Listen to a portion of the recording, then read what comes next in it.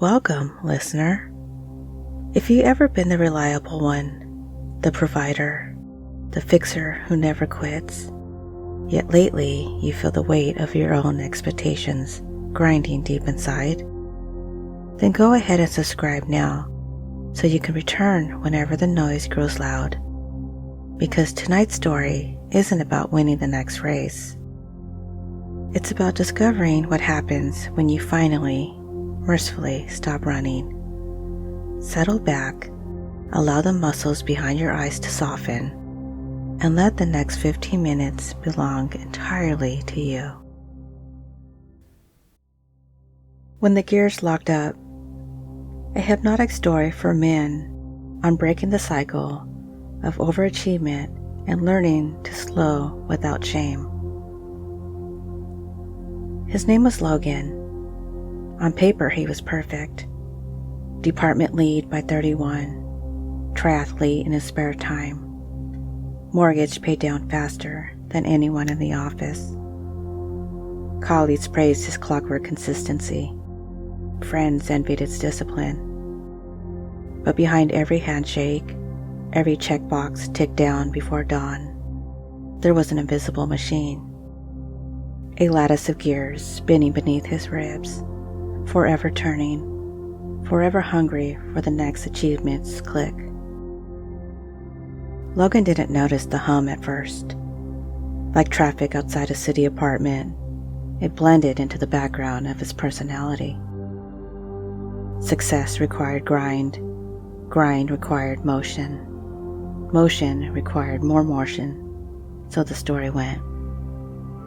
And motion obeyed. The hints appeared quietly, the way his laughter shortened as though a clock kept time on every joke. The slight tremor in his fingertips, disguised by another espresso. The phantom music in his ears each night, a ruling that never truly shut off. He interpreted these signs as cues to optimize harder. Bulletproof coffee, interval training, productivity apps that shaped seconds from routine. Every tweak greased the gears a touch, yet tightened the springs a notch. What he could not yet name was dread, a murmur in the lower belly that whispered, "What if all this speed is the only thing keeping you from falling apart?" One ordinary Thursday, Logan rose at 4:45 a.m. as usual. Calendar blocked, earbuds in, treadmill at 7-degree incline. But when his thumb pressed start, nothing happened. The machine froze. So did he. A flashing error code glowed red against the console. E-stop.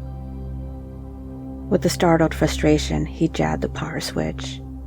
Reset the breaker. Nothing. Inside, something mirrored that error.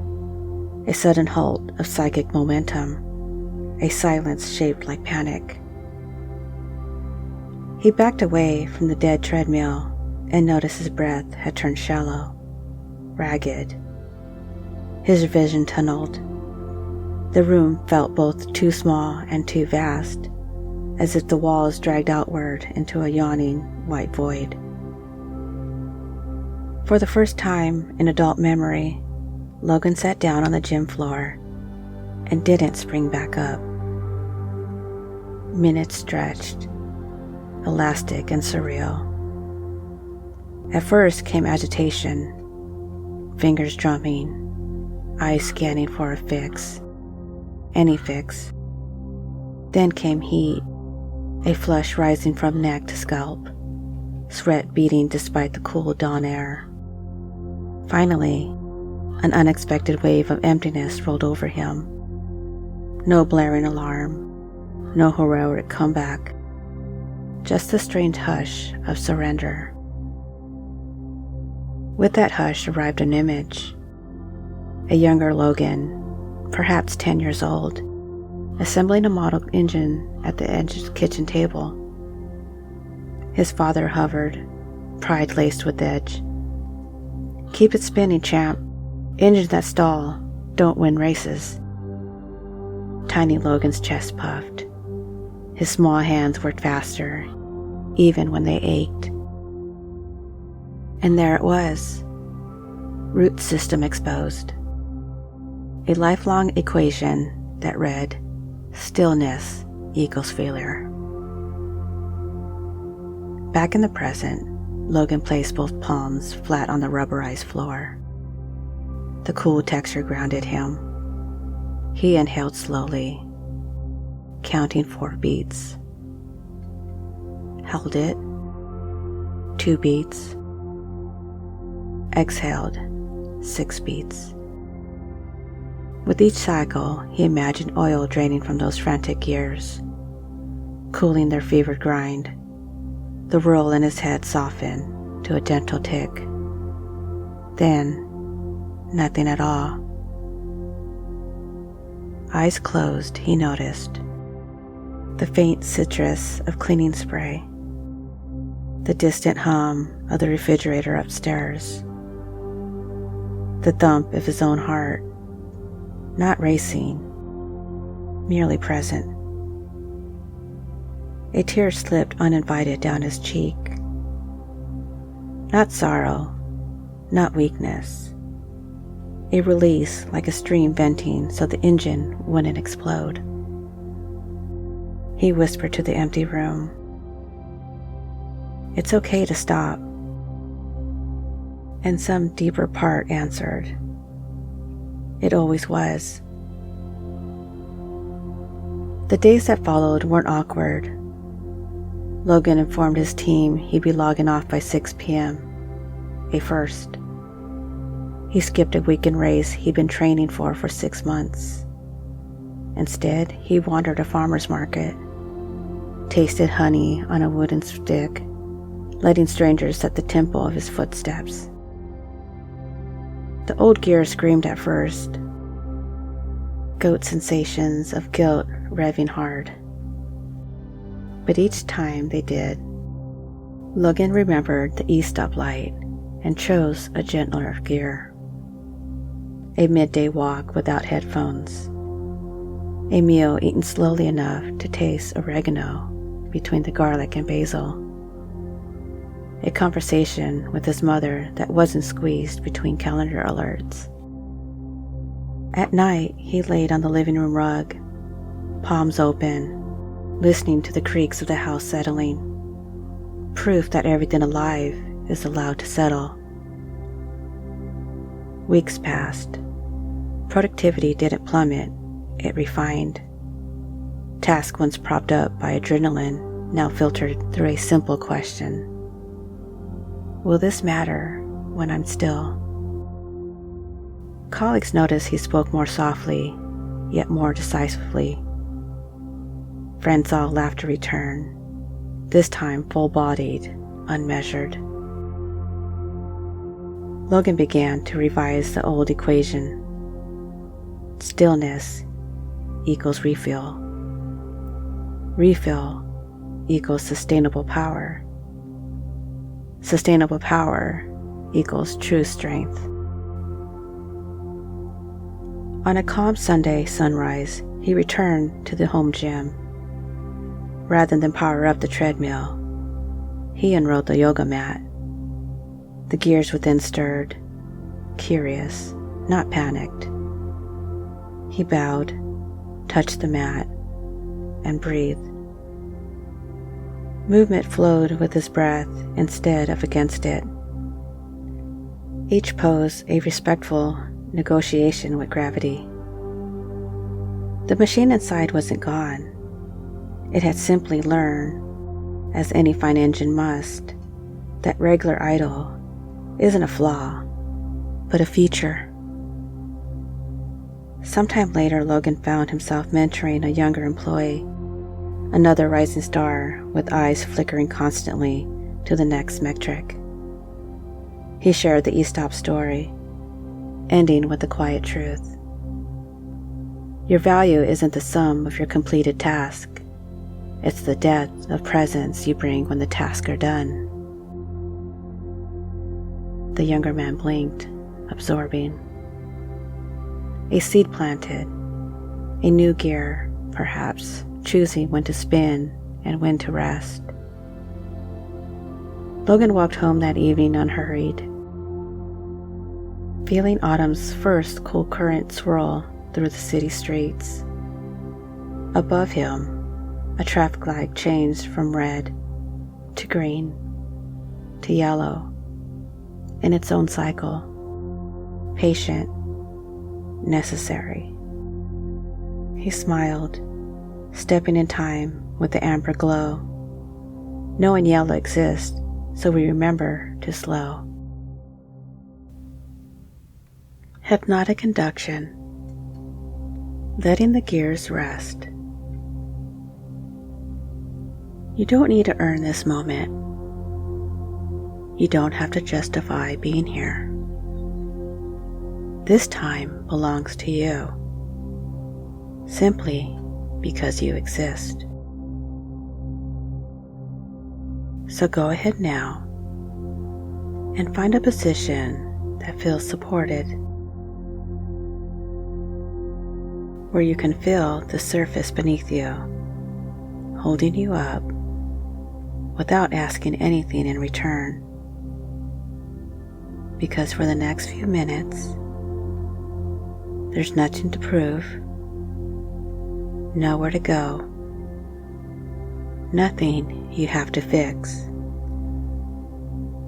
Just you and the quiet that's been waiting underneath the motion. So let's take a breath now and let it out slowly. Feel the air entering your body like oil between rested gears. No pressure to move fast, only the gentle intention to soften. Another breath in, and this time, as you breathe out, you might imagine the gears inside you, the ones that are always turning, always solving, always striving, beginning to slow. Not stop forever, just slow enough to listen, slow enough to remember that you're a man, not a machine. Let the breath come naturally now. Let it rise and fall without effort. And if your mind tries to drift toward what's next, you can gently tell it, we're not in the next right now. We're here, and here is enough. That old rhythm of productivity, that ticking metronome of expectations, it can keep playing in the distance if it wants, but it doesn't need to run your life anymore. You might begin to feel a heaviness now in your hands, in your shoulders, in the backs of your eyes. Not a band kind of heavy, more like the way a train rests on its tracks, still strong, still full of potential, but no longer rushing. And maybe, as you continue breathing, you can begin to sense a space opening up inside you. A space that doesn't demand anything, doesn't critique or compare. A space where you can just be. Even if thoughts arise, They can float by like clouds. You don't have to chase them. You don't have to solve them. Just let them drift. As you settle deeper into the version of yourself who knows how to rest, that version may feel unfamiliar, like meeting a stranger who looks a little like you, but moves slower, smiles easier, and listens longer. Let him take the wheel for now. The part of you who knows you don't have to burn out to be worthy. You don't have to earn stillness. Stillness is a part of your design. So take one more deep breath in, and as you exhale, feel the gears wind down just a little more. They're not broken. They're not gone. They're just choosing calm. And when you're ready, you can return gently, softly, without pressure. As a man who knows, power doesn't always come from movement. Sometimes it comes from choosing to pause. So here are the key meanings of the story. Number 1, stillness is not weakness, it's wisdom. The central metaphor of the gears locking up reflects the overachiever's breaking point, not as failure, but as awakening. The story reframes stillness as a wise and necessary choice, rather than a sign of laziness or defeat. Message: real strength includes knowing when to slow down and be still. Number 2, self-worth is not tied to productivity. Logan's identity has been unconsciously fused with performance. This story invites the listener to explore how they equated doing with being good enough, and offers healing truth. You're worthy even when you're not producing. Message: you're valuable even when you're not achieving. Number 3, burnout isn't sudden, it's accumulated. The subtle signs, the shallow breath, the constant motion, the tension in the body, are presented as warning lights. This highlights how burnout creeps in gradually, often masked as discipline or ambition. Message: if you ignore the signals, your body will eventually force a pause. Number 4, the body knows what the mind forgets. The story leans on somatic awareness, how Logan's physical stillness unlocks long-buried emotional truths. This reinforces the idea that slowing down isn't just restful, it's restorative and revelatory. Message: your body carries truths your mind has been too busy to hear. Number 5, sustainable power comes from rhythm, not relentlessness. By the end, Logan doesn't quit being strong. He simply redefines what strength looks like. He no longer burns through life. He moves with rhythm and care, like a well-tuned machine that chooses when to run and when to idle. Message: long-term strength comes from pacing, not pushing. And number 6, masculine healing doesn't include letting go of the performance mask. This story gently invites men to step out of the culture conditioning that says they must be useful, driven, and nonstop to be respected. It replaces the performance mask with authenticity and permission to be human. Message: masculinity isn't diminished by rest, it's deepened by presence. And once again, thank you for listening, brother.